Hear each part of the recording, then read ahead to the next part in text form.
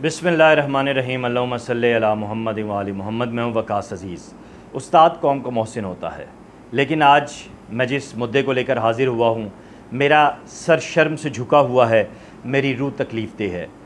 मैं हमेशा ये कहता आया हूँ कि मिंबर, माँ, उस्ताद, पार्लिमान, आदिल, ये वो जगह हैं जहाँ से एक मज़बूत मुआशरा, एक अच्छा मुआशरा बुनियाद पाता है। लेकिन मेरी जो तकलीफ़ है वो बढ़ती जा रही है। राबिया वहीद अंग्रेज़ी की लेक्चरर हैं और हैं इस्लामाबाद मॉडल कॉलेज बराए तालिबात G10-2। उनके साथ हरासानी का वाक़या पेश आता है और वाक़या करने वाला कौन है? एक उस्ताद IMCB F73 के प्रिंसिपल मोहम्मद आफ्ताब तारिक, जो डायरेक्टर मॉडल कॉलेज का 4B रखते हैं। उनका नारवा सलूक इनके साथ सामने आया है। मैं पूरी तफसील आगे जाके आपको बताता हूँ। कसूर क्या है इस खातून का? राबिया वहीद, इस खातून का कसूर ये है कि इन्होंने 15 फरवरी 2023 को नेशनल असम्बली की कमेटी बराए मुतासरा मुलाजमीन में बतौर सदर young teacher association Islamabad, federal directorate of education Islamabad के डेली वेजेस असातिज़ा की तनख्वाहों के ज़िमन में chairman committee Abdul Qadir Mandokhel MNA के सवाल के जवाब में मसले को उठाया और कुछ कॉलेजेस में बताया कि कुछ कॉलेजेस में वज़ीर आज़म के हुक्म के मुताबिक कम अज़ कम तनख्वाह 25,000 रुपये नहीं दी जा रही।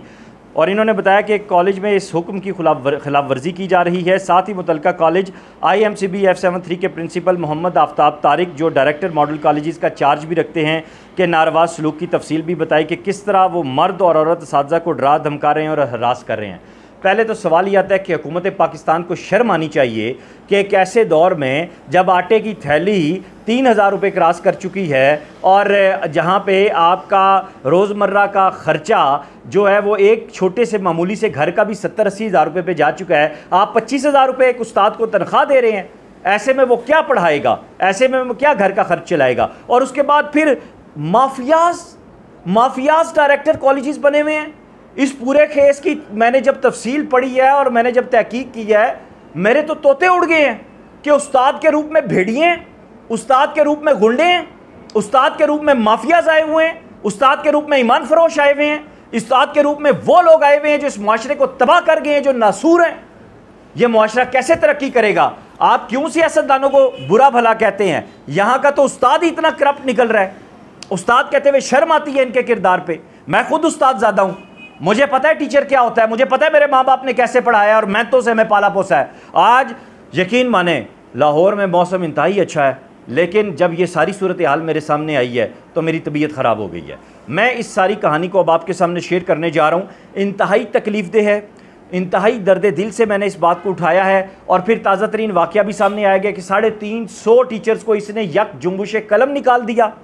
मतलब कोई खौफ खुदा नहीं है। इस तरह तो घर की मुलाजमा को भी नहीं निकालते। और आज हम बात कर रहे हैं 2023 में। उस्ताद को कौम का मौसन कहा जा रहा है और कौम के मौसन के ऊपर जीना तंग कर दिया गया है। उसके लिए एक दो वक्त की जो उसके बच्चों की रोटी है उसके मुंह से छीन ली गई है। और ख़वातीन जो हक मांगने जाती हैं उन्हें कहा जाता है कि हमारे साथ आके सो। इतनी बेगैरती, इतनी दलाली। ज़राए ने सारी चीज़ें कन्फर्म की हैं, ना सिर्फ डॉक्यूमेंट्स भेजे हैं बल्कि ऑडियो रिकॉर्ड्स भी दिए हैं, वीडियो रिकॉर्ड्स भी दिए हैं। और मैं एक एक चीज़ सामने लेकर आया हूँ और साथ में आप जिन जिन माफियाज़ को मिला के करना चाह रहे हैं जो कुछ, मैं नहायत अदब से ये गुजारिश करूँगा कि बहुत ही अहम पॉइंट्स में शेयर करने जा रहा हूँ। इन पॉइंट्स को मद्देनज़र रखिए और चीफ जस्टिस ऑफ पाकिस्तान से मैं दरख्वास्त करूँगा कि प्लीज़ इसका जल्द अज जल्द नोटिस लें। जब तक हमारे उस्ताद को उसका हक नहीं मिलेगा और आपके क्लासरूम्स में ईमान वाले लोग नहीं आएंगे, बेईमानी और बेगैरती इसी तरह सोसाइटी में फैलती जाएगी। आप बहावलपुर केस को रो रहे हैं, आप DG खान यूनिवर्सिटी को रो रहे हैं। मैं कहता हूँ लानत ऐसे लोगों के ऊपर, लानत शदीद किस्म की, जो ऐसा मकरू किरदार रखते हैं। अब ये सारी दास्तान सुने। 15 फरवरी 2023 को होने वाले वाक़े के हवाले से मैं आपको बता चुका हूँ और उसके साथ आगे चलकर ये जो दरख्वास्त है मोहतरमा फौजिया वकार साहिबा के नाम, उसमें मेंशन किया गया है कि जो सारा इशू उठाया उसके जवाब में FDE ने कोई एक्शन नहीं लिया, जबकि मुझे एक औरत होने के नाते मुतल्लिका डायरेक्टर और कॉलेज प्रिंसिपल के ख़िलाफ़ बात करने की पादाश में डराना धमकाना और माफ़ी मांगने पर मजबूर करना शुरू किया गया। सख्त तरीन हरासमेंट की गई। 17 फरवरी 2023 को जुमे को इनके कॉलेज में कॉलेज औकात में 6 प्रिंसिपल्स का एक वफ्द ज़ाती हैसियत में डायरेक्टर मॉडल कॉलेज का नुमाइंदा बनकर आया और मजबूर किया जाता कि बयान पर माफ़ी मांगो वरना सख्त नताइज का सामना करना पड़ सकता है, कोर्ट में हतक इज़्ज़त हो सकती है। उसके अगले दिन 18 फरवरी 2023 को डायरेक्टर कॉलेजेस के वकील की तरफ से लीगल नोटिस भिजवा दिया जाता है।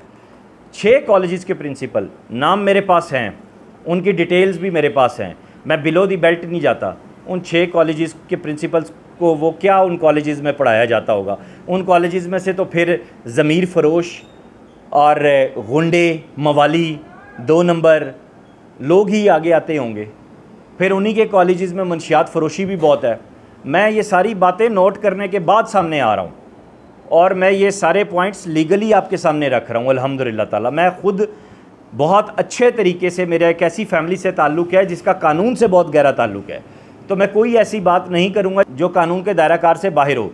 फ़िलहाल तो उन 6 कॉलेज के प्रिंसिपल के ऊपर ये है। आगे चलकर राबिया वहीद साहिबा कहती हैं कि लीगल नोटिस का भरपूर जवाब मेरी जानिब से दिया गया। मेरे वकील ने तमाम वजाहत बयान की कि कमेटी में बयान को गलत रंग दिया जा रहा है, तनख्वाह के इशू पर असातिज़ा की हरासानी को दबाने की कोशिश की जा रही है। इस दौरान मुख्तलिफ ज़राए से डायरेक्टर साहब के ऑफिस से जल्द माफ़ी मांगने पर मजबूर किया जाता रहा। बसूरत दीगर कोर्ट में FIR और हतक इज़्ज़त के नताइज के लिए तैयार रहने का कहा जाता रहा। कोलीग्स के ज़रिए पैगामात के अलावा मेरे शोहर को अप्रोच किया गया और कहा गया कि फ़ौरी माफ़ी मांगी जाए। 8 मार्च को मुतलका कॉलेज IMC BF73 की DDO मिस खालदा ने अपने आप को कॉलेज की हेड मिस्ट्रेस बता के 2 जूनियर लेडी टीचर्स के हमरा कॉलेज औकात में प्रिंसिपल के ऑफिस से मुलाकात की और बार बार माफ़ी मांगने पर मजबूर किया। मेरे इनकार पर डायरेक्टर साहब की तरफ से कोर्ट समन का इंदिया दिया गया।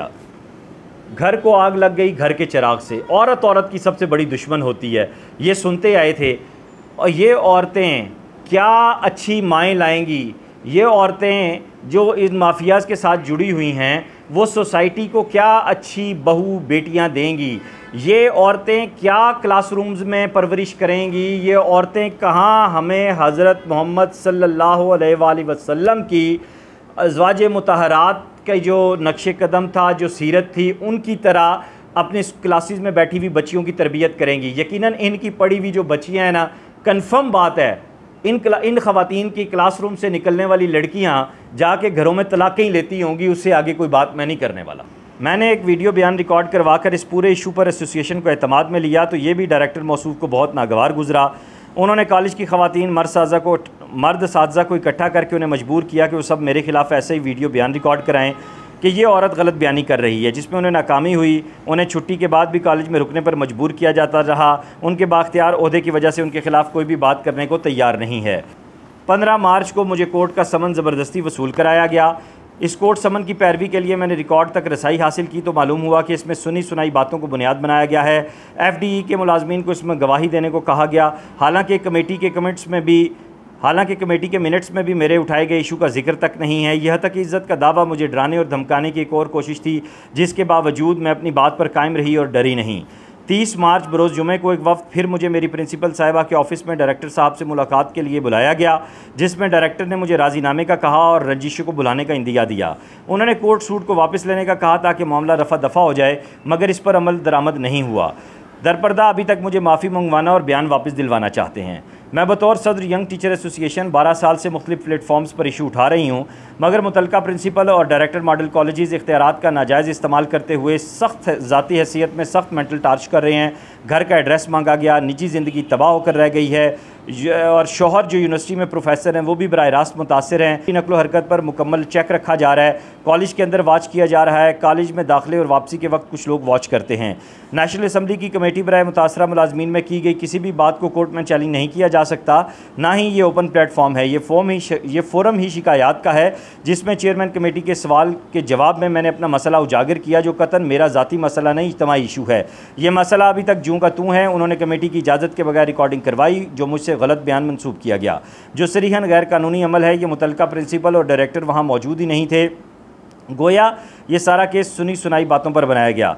अब इसमें आगे चलते हैं। Federal directorate of education Islamabad के ज़ेर इंतज़ाम कॉलेजेस और स्कूलों में कोई भी ऐसा इदारा नहीं जहां ख़वातीन हरासानी के वाक़यात को दर्ज किया जाता हो। सिफारिश है कि वफाकी मौसिब के ज़ेर इंतज़ाम खुसूसी तौर पर एक सेल बनाया जाए जो सिर्फ ख़वातीन असातिज़ा के बारे में हरासानी के वाक़यात को नोट करे।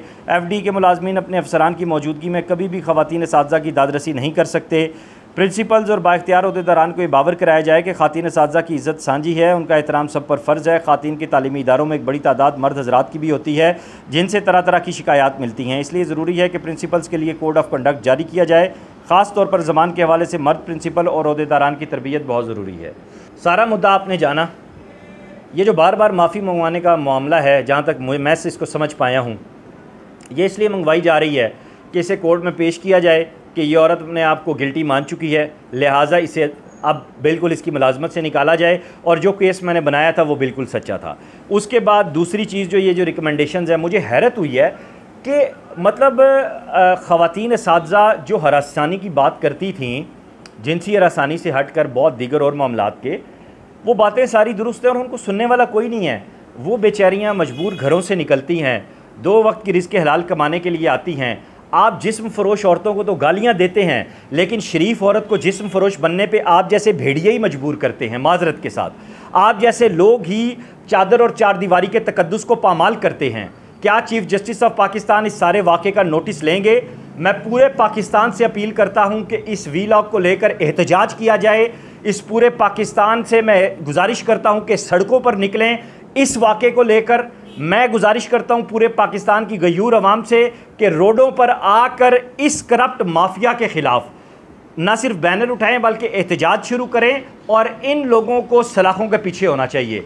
एजुकेशन डिपार्टमेंट में एक भी करप्ट आदमी नहीं होना चाहिए। हम अपनी कौम की क्या तरबियत कर रहे हैं, हम अपनी नस्लों को क्या पैगाम दे रहे हैं? हम ये तरबियत कर रहे हैं, इसीलिए तो हमारा माशरती गटर उबल रहा है और उसमें से नासूर जन्म ले रहे हैं, हीरोज़ जन्म नहीं ले रहे। इस वाक़े को लेकर अगली जो मेरी व्लॉग की किस्त है वो बहुत सारे हक़ाइक़ से जुड़ी हुई है। हक़ाइक़ ये भी आपने स्क्रीन पर देखे हैं, लेकिन उसमें और खौफनाक चीज़ें हैं। उसके साथ साथ जो 350 टीचर्स को निकाला गया उसका मुद्दा भी मैं उठाने जा रहा हूँ और उस पर भी मैं आगे बात करने जा रहा हूँ इंशाअल्लाह ताला। मेरी आपसे गुजारिश है इस वीडियो लिंक को ज़्यादा से ज़्यादा शेयर कीजिएगा। अपना ख्याल रखिएगा। खुदा हाफ़िज़।